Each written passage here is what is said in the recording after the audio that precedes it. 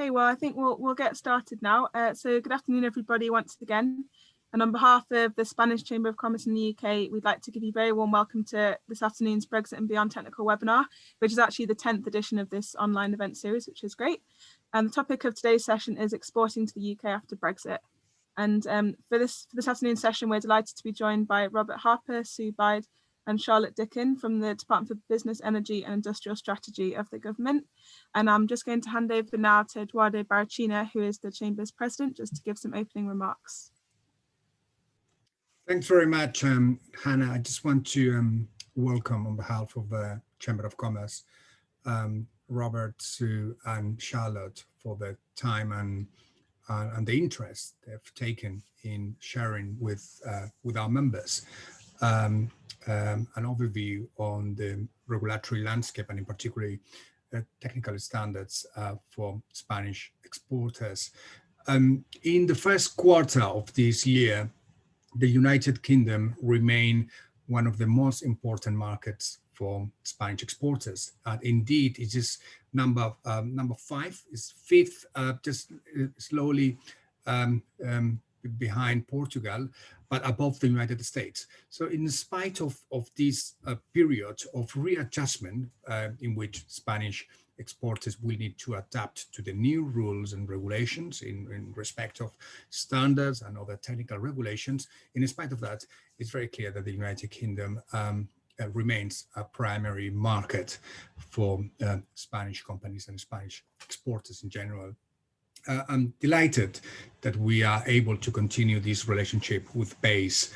Last year in January, we had a preliminary chat or talk at BEIS, at the actual department, a physical, one of the first and last physical events we did last year. And in mid-year, we were delighted to welcome Minister Nadine Zahawi, one of our webinars. So I'm delighted that Robert, Sue and Charlotte from BEIS continue this relationship with the Spanish Chamber of Commerce. We determined to facilitate this dialogue between the government and Spanish companies.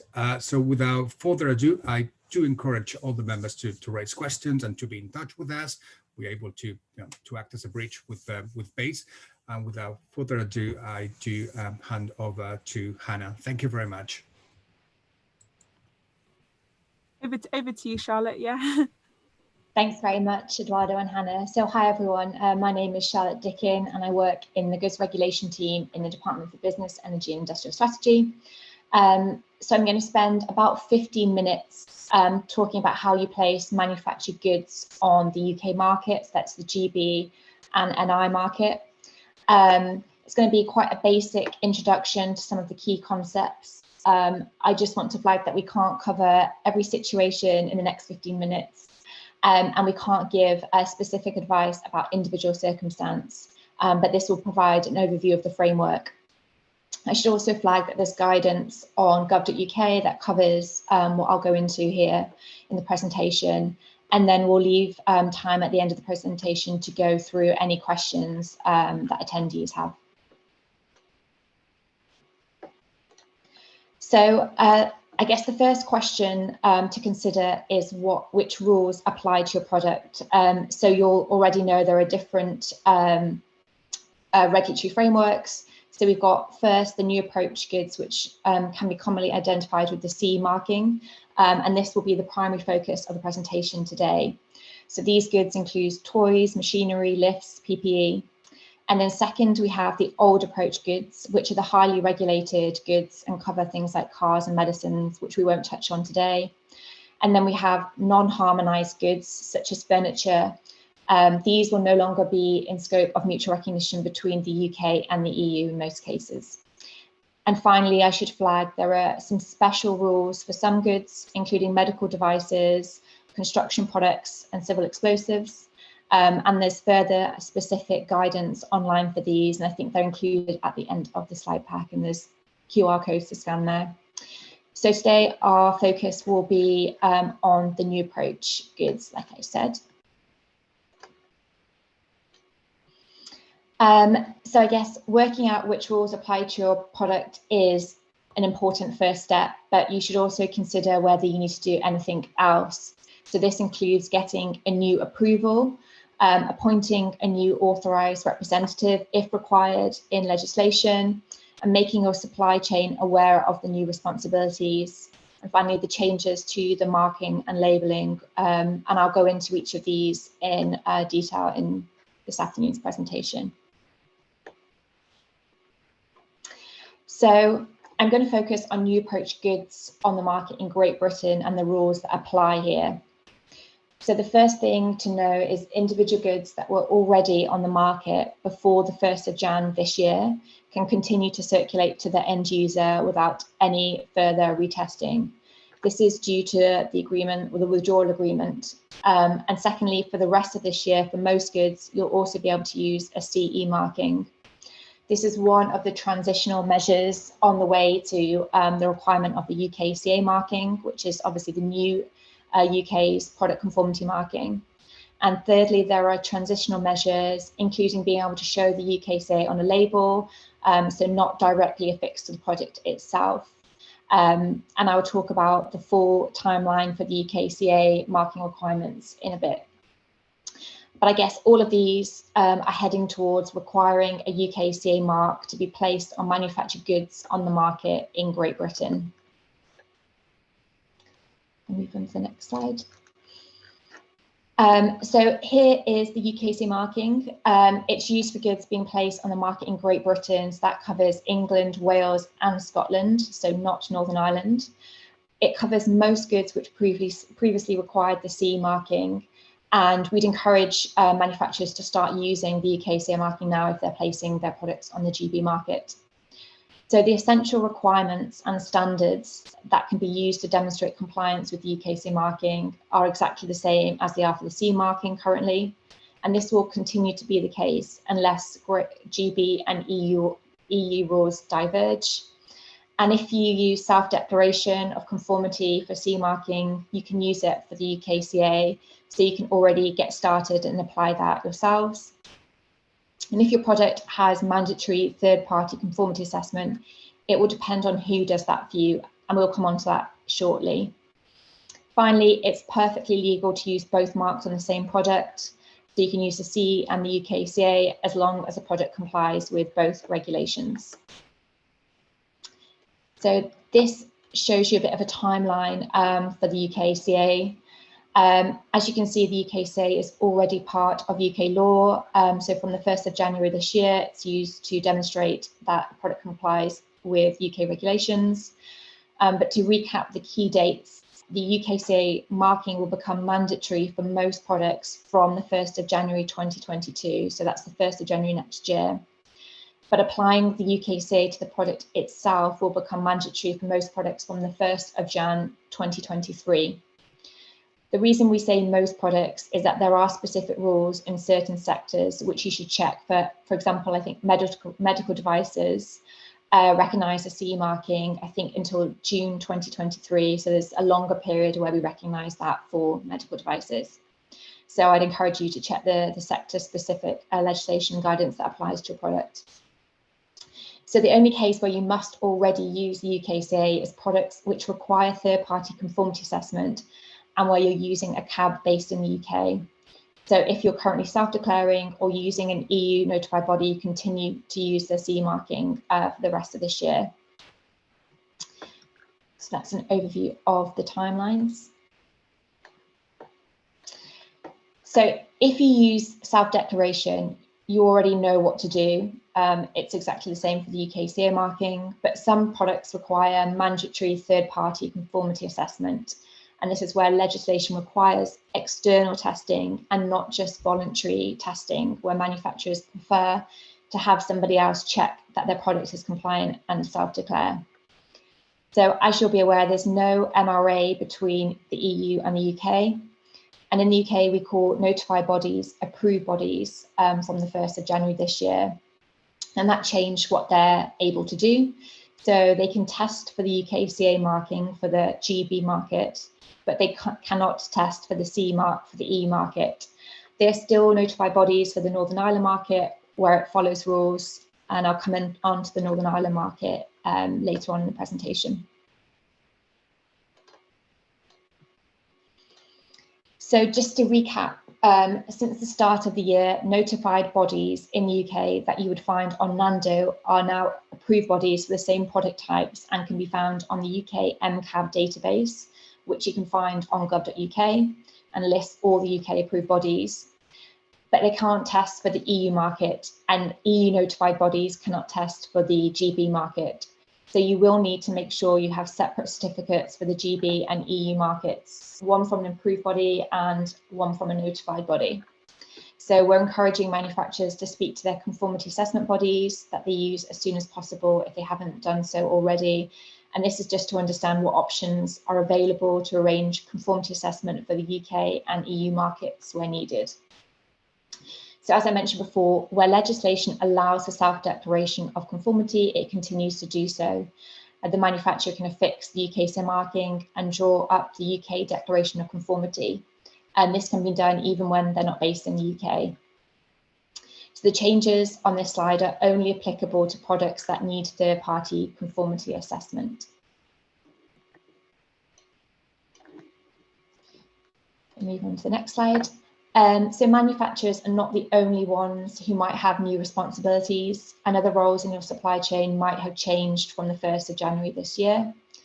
There's detailed guidance available online, but you should consider the role of your importers, your distributors, and authorised representatives and see if any of these have changed. So this slide summarises the changes, but if you were previously a distributor within the single market, you may be an importer for the UK and vice versa. So it's important to check the importer requirements if you are moving to becoming an importer. And the importer is the person or entity that places the product on the market for the first time.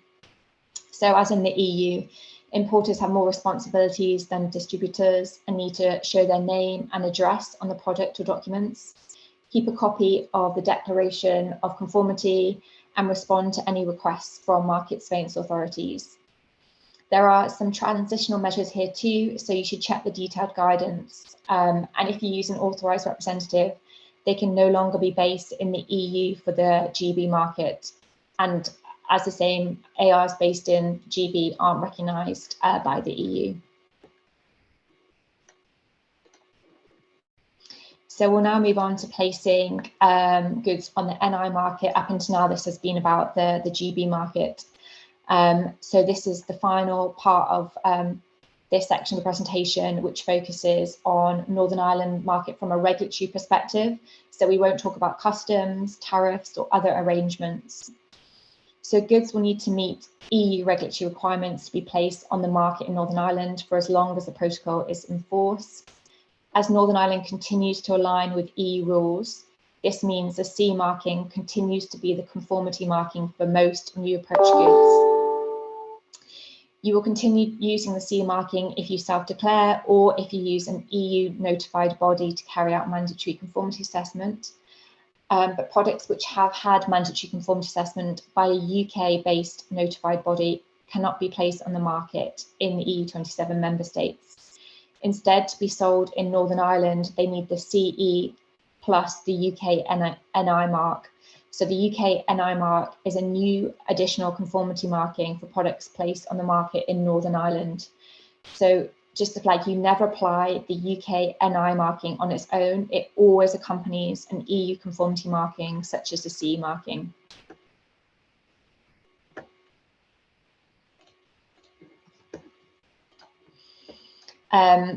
And it's only for those goods which have undergone mandatory conformity assessment by a third-party body based in the UK. So the rules you've just talked about cover placing goods on the market in Northern Ireland, but because Northern Ireland is part of the UK, it is important to note that there is a separate regime for goods from Northern Ireland being placed on the market in the rest of the UK, which will apply whatever the difference in rules between GB and the EU.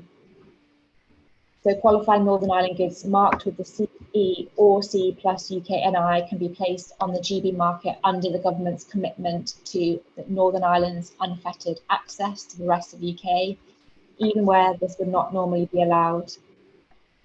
So the definition of a qualifying Northern Ireland good is any good which is in Northern Ireland and not under customs control and is not taking advantage of a certain special customs procedure.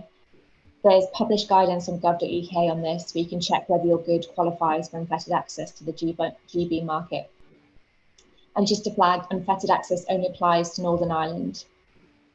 The arrangements that are now in force are designed to make sure that Northern Ireland traders can continue to move their goods into Great Britain and south and across the UK. So I think we're moving on to importer responsibilities. So as with responsibilities for importers and distributors between GB and EU, there will be different responsibilities for those in the supply chain. So this slide, so further on, we've got links to our guidance, which I'll share the slides so attendees can have a look. But to basically wrap up with some key kind of messages, there's guidance on gov.uk about all of these changes, and to flag that the essential requirements and standards for UKCA are the same today as for the CE marking. And the UKCA is already available, and there are a number of transitional measures to give you time to adjust. And if you self-declare, you can start using UKCA marking now. If you use a third-party conformity assessment body, you should speak to your CAB and understand your next steps. And for Northern Ireland, EU rules apply, but you will need to consider where your CAB is based and whether you need to use the CE marking alone or whether you'll require the CE marking and the UK NI marking together. So I will end there and I will pass to Sue. Thank you very much, Charlotte. Hello, everyone. My name's Sue Bide. I'm from the Office for Product Safety and Standards at the Business Department, and I head up the legislation team, and thought it would be sensible just to give a bit of outline of where all of the changes have come from and where they're set out legally. So for the move of EU legislation into UK law, we did what we call a lift and shift. So we just took the regulations as they were in EU directives and transposed them into UK law, making the necessary changes. So, for example, where you'd have to notify the Commission, obviously the UK no longer being part of the EU, we weren't able to do that. So we made changes that you'd have to notify, for example, the Business Secretary of State. So this slide here shows the full list of all the legislation that was laid to make those amendments and changes. Fundamentally, for manufactured goods, for those that the Office for Product Safety and Standards has responsibility for, your legislation of choice is the main amending Product Safety and Metrology EU Exit Regulations 2019. We affectionately call those the Mega SI because they are 624 pages long. Please don't be put off by that. The way that we did them was to set out each product schedule by schedule. So, for example, if you wish to bring toys into the UK market, then it's quite simple to search and just find the toy schedule to find what you need to do. Move on to the next one, Charlotte. So basically, what we did was amend the retained direct EU legislation. So that means that anything that forms part of domestic law by virtue of Section 3 of the EU Withdrawal Act has brought into the domestic UK regime. So basically, any changes that the EU has subsequently made won't feature into the UK versions, because now that they are in our own law, we will have to make those changes as we see fit.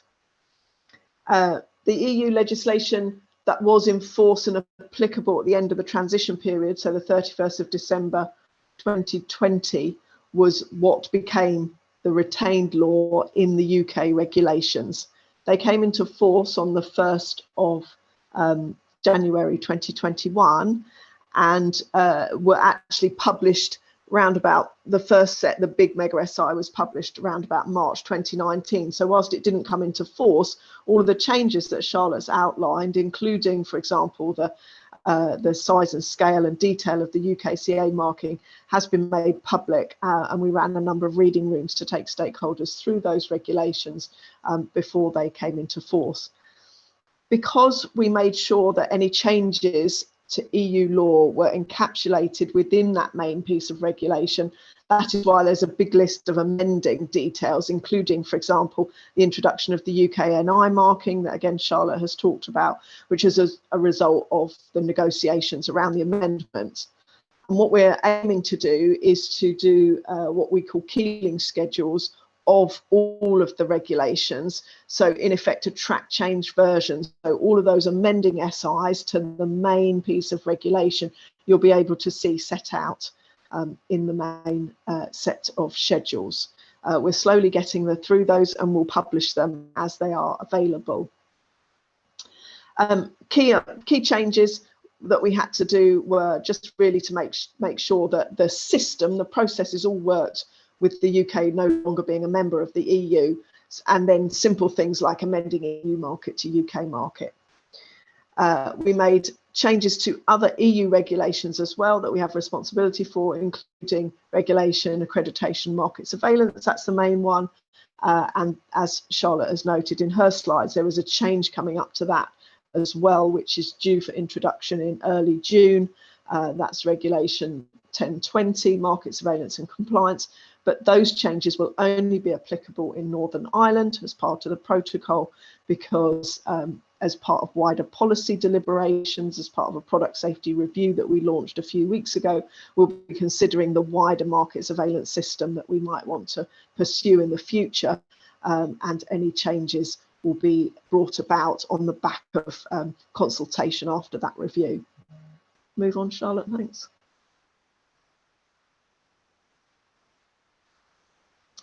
So the other main piece of regulation that you need to be concerned about is the UKNI indication statutory instrument.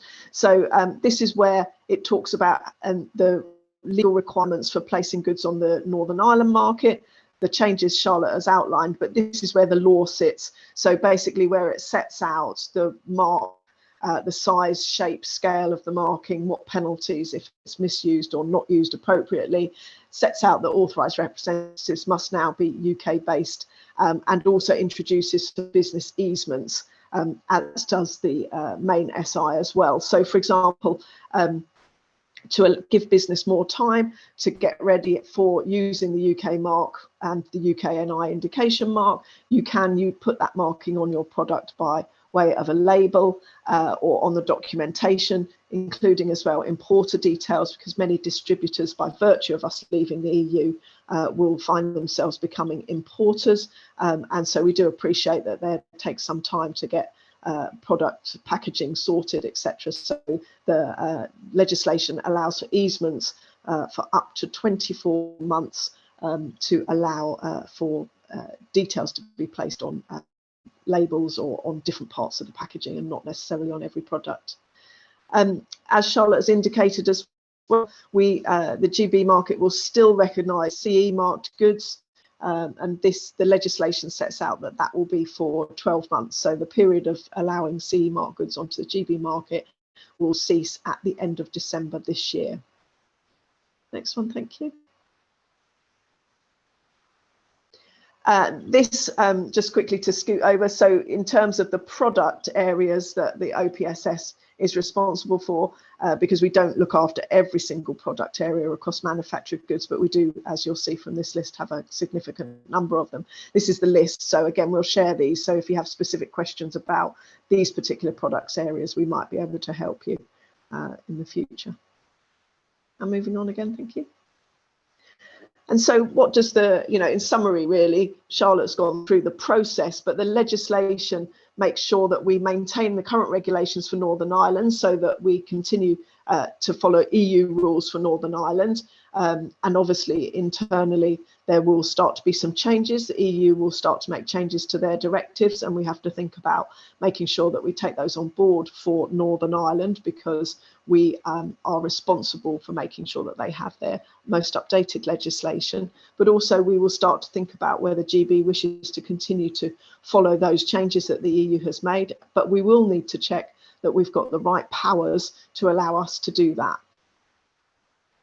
The legislation makes no deal changes for the GB market only. So whilst there was a withdrawal agreement, as Charlotte's already pointed out, there was no mutual recognition agreement. So certain changes have had to be made mainly to the processes to allow for that. The legislation, as we've said, also introduces the new markings and how you use those and the easements. Other key things, authorised representatives, we've also talked about, have to be UK based. And for some areas, pyrotechnics in particular, where there's no UK conformity assessment body, the legislation allows for recognition of other countries' conformity assessment bodies to undertake testing on our behalf. Thank you. I think that was my last one. Oh, this just sets out, as again, as Charlotte has indicated, where you can go on to gov.uk, all the links for the guidance that we have available. I'm now going to hand over to Rob to cover off standards for us. Thanks, Sue. Hi, everyone. I'm Rob Harper, Standards Policy Lead in the Office for Product Safety and Standards, which is part of BEIS. So we provide leadership across government on standards and manage the relationship with the British Standards Institution, who are commonly known as BSI. So I'll be explaining shortly the repatriated function of designated standards, which we're overseeing. First, I thought it'd be useful to give some very quick background. So the government recognises BSI as the UK's national standards body through a memorandum of understanding. So BSI are the custodians of the national standards catalogue, and they convene the UK voice in regional and international standards bodies. So they are the UK member of CEN and CEN-CENELEC and a member of ETSI, the three European standards organisations, and they're also the UK member of ISO and IEC at international level. So what is a standard? A standard is a voluntary, agreed, repeatable way of doing something. They're about delivering best practice in any particular field. So they could be about making a product, managing a process, delivering a service, supplying materials. They're stakeholder led, and the legitimacy is based on consensus and consultation. So ultimately, standards are about giving confidence to markets and government. So the government finds standards are an effective tool in delivering a range of policies. So for us in BEIS, voluntary technical standards have a key role to play in underpinning our UKCA product regulations. Could I have the next slide, please, Charlotte? Thanks. So the UKCA product regulations define essential legal requirements that products must meet before being placed on the market. So one route the manufacturer has to achieving conformity with those requirements is through using voluntary technical standards that provide a presumption of conformity. So now the UK has left the EU, the UK government is responsible for deciding if a standard is suitable for the purpose of supporting our UKCA product regulations. So this is noting, of course, that European harmonised standards still remain the relevant standards for Northern Ireland, where EU rules continue to apply. So on the 1st of January 2021, the UK introduced the concept of designated standards in place of European harmonised standards. So the UK doesn't have an overarching legal framework for standards like the EU Standardisation Regulation 1025. Rather, each UKCA product regulation has its own designated standards provisions. So this means the relevant Secretary of State can now recognise standards by designating them for regulatory conformity purposes. So as the essential requirements in Great Britain are currently the same as the EU's, on the 1st of January, all relevant harmonised standards were cited in the EU official journal were designated by the UK government on gov.uk through notices of publication. So I've provided a link on the main web page on the presentation slide. Our notice of publication has the equivalent legal effect of when the European Commission cite a harmonised standard in the official journal. So when the references are published in the notice, they confer a presumption of conformity. So the UK government is working closely with BSI, the UK's national standards body, to ensure we have all the relevant information to support our designated standards system. So for example, BSI informs us on a quarterly basis of new or revised European harmonised standards that can be considered for designation. A critical point in terms of the government's designation process is there's a clear split between standards and regulation. So the government are not going to challenge or change the technical content of a standard. This remains with BSI and their experts in the technical committees. But what we do as government is assess how far that standard meets GB essential requirements. So we believe in most cases it will, and therefore it would be referenced. But if we were to decide that the standard doesn't quite meet all the GB essential requirements, we can publish the reference with restriction or possibly not at all. So if that's the case, the manufacturer would have to use another technical solution to demonstrate compliance with the relevant essential requirements. And for transparency purposes, before further standards are designated, they will be referenced in notices of proposal to publish. They only become a notice of publication after 28 days have elapsed. So the 28-day standstill is not a consultation period, but it allows interested parties the opportunity to object if they're of the opinion the standard doesn't cover some or all of the relevant essential requirements. So it's important UK stakeholders shape the content of standards through BSI at the earliest stage. So when a standard is put forward for designation, there's minimal risk that it won't give full coverage to GB essential requirements. So if there's been a full UK input into the standard, then hopefully there shouldn't be any surprises or objections when it comes to designation. So the challenges will come when there's divergence with EU legislation. How do we ensure we have standards suitable for designation?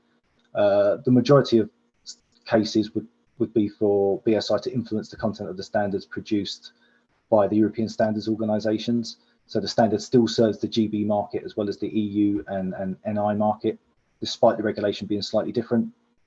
And this would have to be reflected in a UK informative annex. And I think I'll end there and hold for any questions. Thank you.